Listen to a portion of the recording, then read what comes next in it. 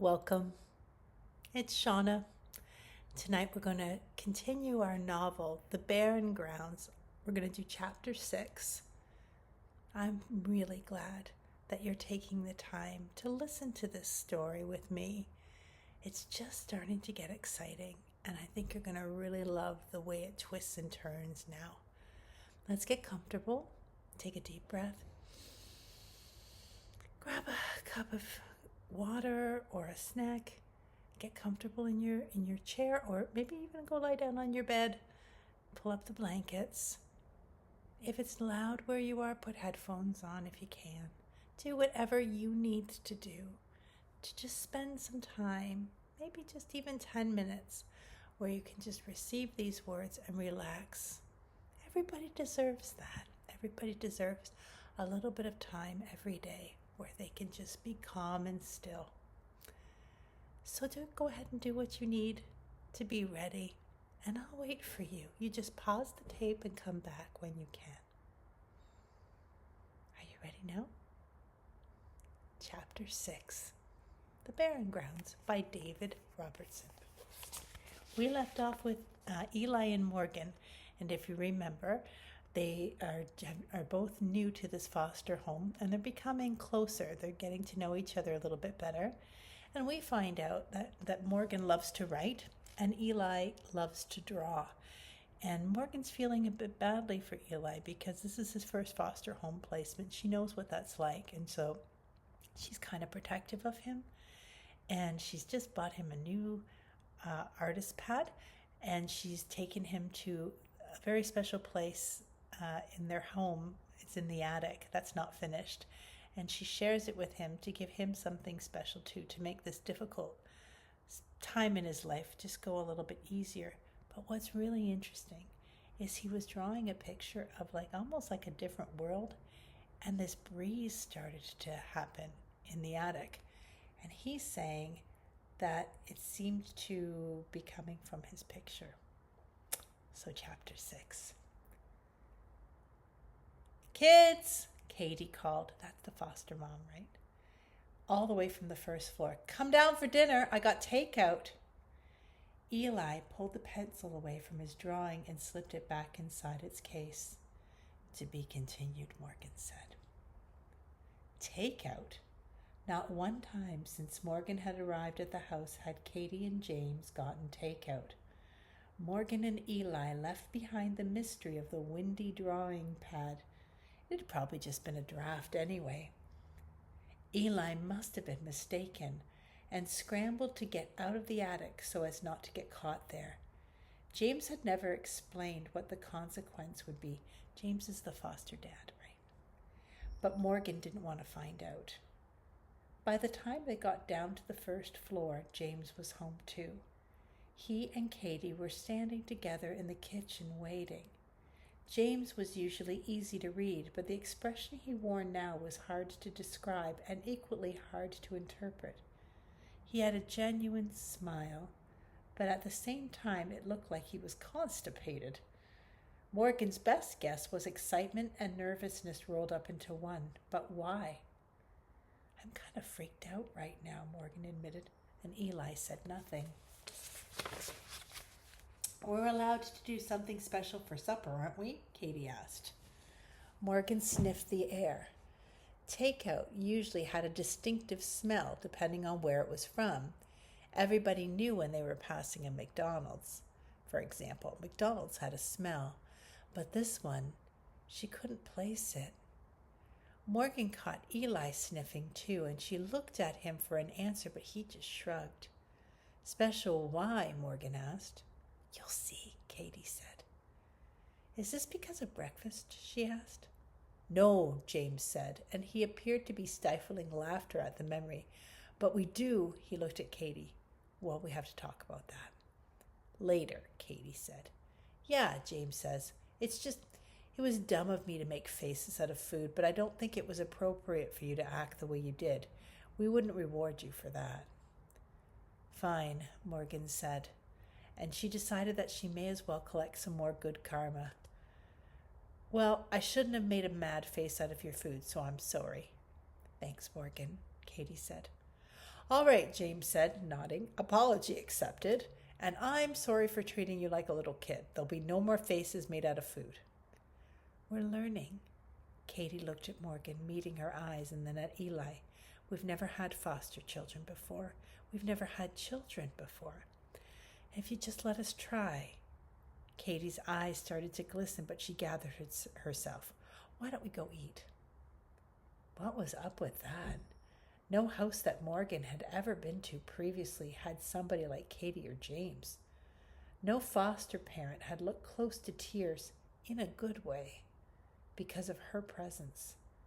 Mostly they'd seemed to want to help, even if their attempts had been misguided. As Morgan had told Eli, Katie and James were trying to be saviors for poor Native kids. There were some, though, who were just trying to collect extra money by taking in a foster child. There was one house Morgan had been in when she was 9 and 10, where she was treated fine, she guessed. But every time the family, they had their own kids too. Every time they went out together, like for a movie or something, they left Morgan at home in front of the television. They didn't even want to spend $10 on her for a movie ticket. How do you think that made her feel? They wouldn't even bring her along to the movies. They'd never actually intended for her to be part of their family. She always thought that Katie and James were in the savior category. They didn't need the money. But maybe she was wrong about them. Then again, maybe she wasn't. How much could you really piece together from glistening eyes, food faces, and takeout? Sure, Morgan said. Let's eat and celebrate whatever mystery occasion we're celebrating. We just want it to be a surprise until it isn't, Katie said. Morgan looked at Eli with wide eyes as they entered the dining room, and she mouthed, "What the heck?" Eli shrugged. He did a lot of shrugging. It wasn't your average takeout, that much was clear. As soon as Katie and James started to plate the food from the containers. Do you know what takeout means? Takeout means when, instead of sitting in a restaurant to eat, you order it over the phone and they deliver it to your house. And so you eat restaurant food, but in your house. It wasn't your average takeout, that much was clear as soon as Katie and James started to plate the food from the containers. They were using what Morgan figured were the good plates, not the ones they'd eaten off previously. It looked like the china that you'd use for Christmas dinner or Thanksgiving or something, gleaming white and outlined in gold. And it wasn't just the plates. Katie had brought out the good silverware and crystal, old-fashioned glasses with snowflakes designed on them. Each of the fancy plates ended up being filled appropriately with fancy food. Katie announced what they would be eating like she was a server at a restaurant reciting the specials. Salad with field greens, cucumber, feta, red onion, sunflower seeds, cranberries, and wild rice. Bison chili with seasonal beans, veggies, sweet corn, and shredded cheese. And last, but not least, traditional bannock. Do you like those things? What would be a fantastic meal for you? I think the chili sounds fantastic. It was certainly nothing like McDonald's. If Katie hadn't told her it was takeout, Morgan would have believed the meal to be homemade. Just a second, I have a dry spot in my throat. Okay. Excuse me. I don't know why the thumb sign comes up. Okay, let's get back. It was most certainly nothing like McDonald's. If Katie hadn't told her it was takeout, Morgan would have believed the meal to be homemade. It looked, she had to admit, amazing. The first thing she did was pull off a piece of bannock, slather it with butter, and pop it into her mouth. Now, she was no means a bannock aficionado, but she'd eaten it, only rarely as a matter of fact, but this tasted good. The last time she'd had some was in September during the school's Orange Shirt Day, when the student body honored the First Nations children who had attended residential schools. Do you honor Orange Shirt Day at your school? We just had it on Monday, and there were lots of people marching and wearing orange shirts. Over lunch, everybody had been given bannock. It seemed to Morgan on both occasions that the butter was the key. Have you ever tried bannock? How do you like yours? My favorite, somebody showed me, was with butter and jam on it. So good. Once Morgan took a bite, it was like everybody else was okay to start eating. For several minutes, they all dug into their dinner and they didn't talk. The only sounds were knives and forks scraping against plates and chewing. The chewing reminded Morgan of the crunching sound she'd heard that morning, which reminded her of walking through snow, which reminded her of cold wind, which reminded her of the little gusts of air that had mysteriously brushed her face in the attic. "Is the food okay?" Katie asked hopefully. Morgan nodded while she finished a mouthful of chili. "Yeah." "You don't have to like it, really," Katie said. "I want us to be honest with each other." "I do." Morgan stopped herself from adding that it wasn't like Katie had cooked it, so why did dinner have to be about trust anyway? "It's good," Eli said, backing Morgan up. And from the look on her foster parents' faces, Eli's approval meant more to them. For that, she couldn't blame them. She'd heard them talking in their bedroom at night. James didn't know how to whisper. About how to connect with him, how to make him feel at home. Why did they always seem to want her and Eli to feel at home? This wasn't their home. They were just staying here. One day they wouldn't be. "I got it from this indigenous-owned restaurant downtown," Katie said. "I wanted..." Please don't say anything about feeling at home, Morgan thought. She felt a spark of flame in her chest. It was about to get warm and then hot, and she closed her eyes tight, bracing herself. But Katie must have picked up on the signal. It wasn't subtle. "Well, anyway, we're glad you like it," James said.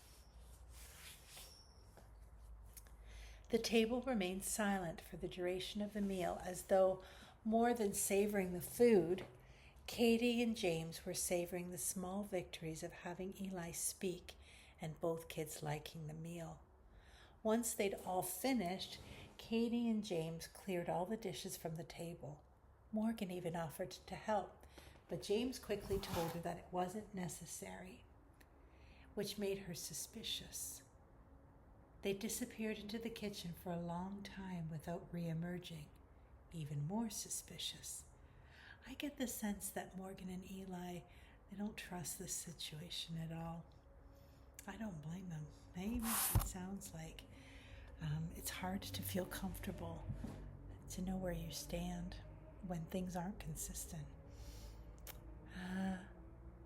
Morgan waited with nervous anticipation. She and Eli glanced at each other intermittently. Intermittently means just like every once in a while they look back at each other. He looked nervous. He was probably waiting to see if she could hold it together. And she wondered what could be next after an indigenous meal. A gift? What kind of gift? A braid of sweetgrass? A dream catcher? One of those tobacco ties she'd seen on Orange Shirt Day? But she was pretty sure that only elders got tobacco offerings. Eli would know. "Hey," she whispered, as if talking about anything indigenous was a secret. "Yeah," he whispered back. "Tobacco," she stated, as though the word was an entire question. "Yeah." "Is that just for elders? Like you give it to them when you want to ask them questions, right?" she asked. "It's like..." He sat forward in his chair. "When you're asking someone to share knowledge, you offer them tobacco. It doesn't have to be an elder." "But they, like Katie and James, they wouldn't give me tobacco or anything, right?" she asked.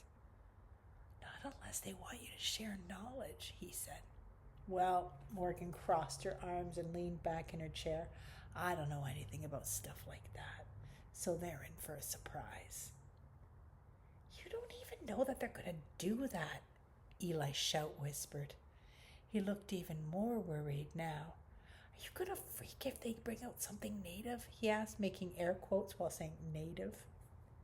"Well, I didn't freak about the bannock, did I?" Morgan said. I just shut up and ate it. Yeah, but Katie and James entered the dining room, and James was carrying a cake that looked like a birthday cake. He placed it in front of Morgan, and she avoided reading what was written at the top, mostly so she wouldn't get annoyed. But there was more.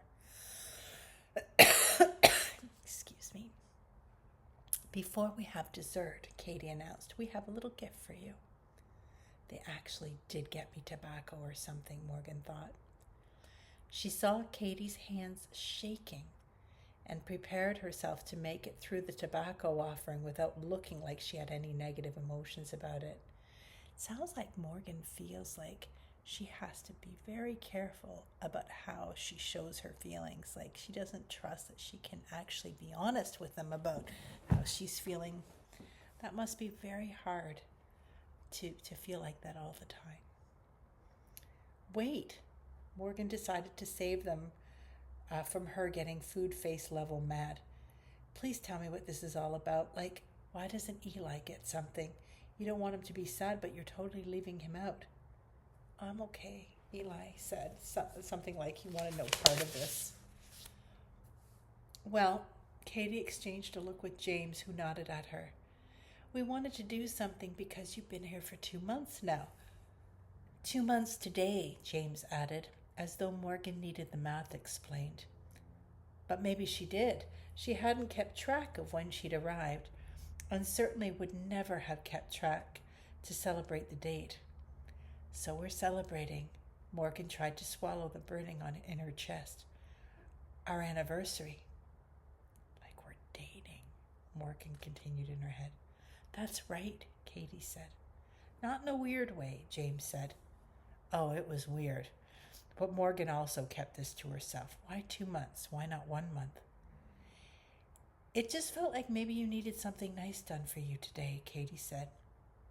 So this is because of the food face, Morgan said. You know, I would have been like, fine if you didn't make my food into a happy face, okay? Do you remember that was like way back in chapter 1? I think that the parents, not the foster parents, made pancakes into smiley faces or something, and Morgan kind of lost it because she found it it's kind of annoying and babyish and didn't like being treated that way. No, it wasn't about that. That was just a coincidence, James said, obviously trying to avoid another blow-up. Are you fine, though? Katie asked. This question hung in the air until Katie placed a box on the table beside the cake.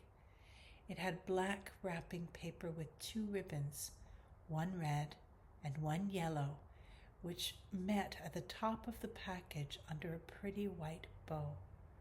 They were the same colors as the medicine wheel Morgan had seen at school. Morgan took a deep breath. Remain calm. So what? They're celebrating your 2-month anniversary with them. It's cringe-worthy, but there's worse things in the world, like climate change, for example. That's worse. Katie and James looked hopeful. Eli looked scared. Katie slid the gift closer to Morgan. Open it. Okay, Morgan said, sure. Morgan pulled off the bow, slid off the ribbons, and ripped open the wrapping paper to reveal a shoebox. The box read, Manitoba Mucklucks. She lifted the lid and saw a brand new pair of moccasins. They were mostly black, with black leather and black fur around the opening, and a dark shade of gray over the top with some intricate white beadwork. Morgan closed her eyes and focused on her breathing. Do you like them? Katie asked. Morgan kept her eyes closed as long as she could. Morgan, James said. Morgan shook her head quickly. She needed a minute. Just accept them and put them on your stupid feet. Let's let it go, let it go. And Katie said, we thought you could just wear them around the house. I know the hardwood gets cold down here in the morning, so it would be comfortable in the winter. Well, you can actually wear them outside instead of boots, James said. They're called wool teepee. Wool teepee, Morgan repeated, still breathing. We wanted to make you feel more at home, Katie said. And that was it. Morgan slammed a flat palm against the table. Okay. She opened her eyes. Katie and James looked stunned, frozen, eyes wide. Eli looked like a balloon that the air had coming out of it. Let me get this straight, she said, trying to lower her voice. You thought that giving me something cultural as a totally lame 2-month anniversary celebration from a place that I was taken from would make me feel more at home here? We don't want you to feel disconnected from your culture, that's all, James said. I don't even know my culture. Morgan put both hands against her chest. She could feel her heart pounding. I have literally been away from my home since I was a toddler. Being a kid with no real home, with no real parents, accepting the fact that there probably won't be a 3 or a 4-month anniversary with a cake and moccasins, that's my culture. No, it's not, Eli said. Who you are is still inside you. Shut up, Eli. You're not helping, Morgan said. He's right, though, James said. We thought some of this might help you reconnect with. We've read that as foster parents, we should try to expose you to your culture. Katie looked about ready to burst into tears. We don't want to make the same mistakes that have been made in the past. Well, unless you can, go into the quantum realm and go back in time and stop my mom from getting rid of me, And Morgan stopped. She placed both palms flat on the table to keep herself steady. Everything's a mistake. Your mom didn't get rid of you, Katie said. Did she tell you that? Morgan asked through clenched teeth. What are you guys, Facebook friends? No, it's just that no mother would. You're not a mother, so how would you know? Morgan stood up. She glanced from Katie to James to Eli. Maybe you should read one of my books instead of whatever you've been reading, because trying to fix things, trying to fix me is fantasy. She turned away from the table, from the people, and the cake, and the moccasins, and started towards the stairs. Morgan, come back here and sit down, please, James said. No, Katie said to him. Let her go. Give her some space. Let her go. Those 3 words echoed in her mind. Let her go. Morgan was sure that's exactly what they'd do, especially after a day like today. Whew. That was a lot, eh? What do you think about that situation?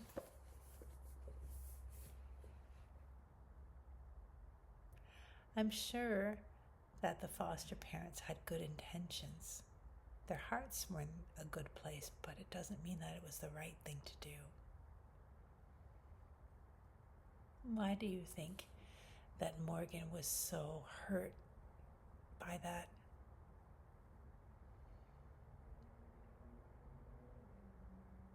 Makes me wonder, she kept bringing up this idea that, you're treating me like this, but she doesn't trust that she's got any kind of a future with them, and it feels kind of fake.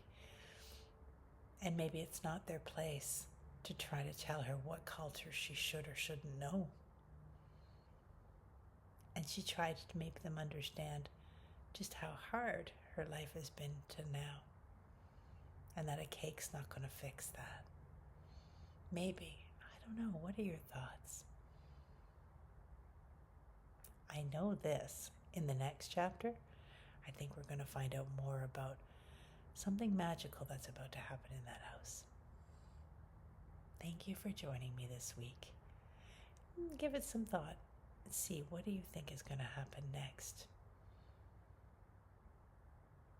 I'm really glad that you spent some time with me tonight, and I look forward to reading chapter 7 to you next week.